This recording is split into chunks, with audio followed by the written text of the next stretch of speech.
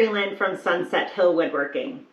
Last week I did my first ever epoxy pour using some pieces of pine slab that I had. I had hoped to be able to make a desk for my sister-in-law with it. Instead, it ended up being a great learning experience.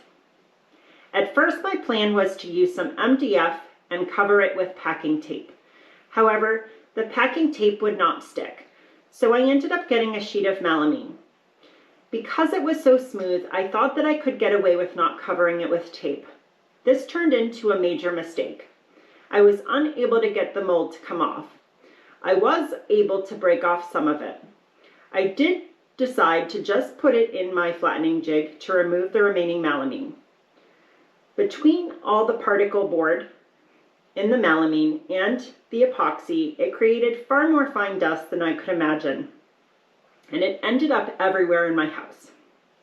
Since I was fighting the issues with the melamine being stuck to it, I ended up not being able to set the flattening jig up as accurately as I needed to, and the slabs ended up much thinner than what I could use for a desk.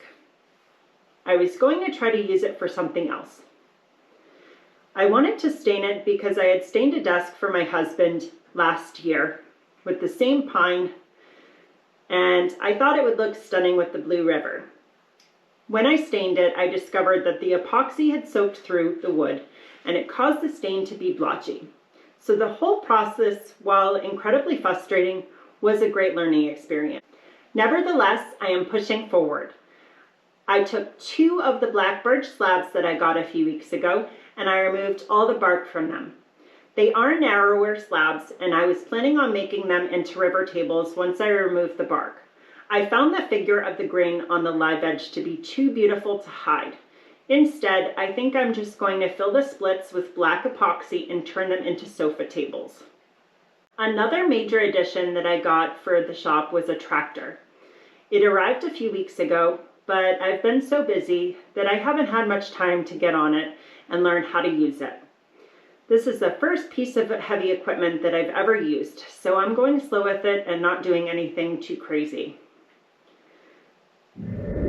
I have just over 5 acres of wooded land at my home, and I plan to start harvesting trees to turn into slabs. I'm also thinking about clearing a small area behind the house to put in a sawmill and a couple of solar kilns. But for now, I'll be learning how to run it. Thank you for joining me here at Sunset Hill Woodworking. Please like and subscribe, and I look forward to reading your comments down below.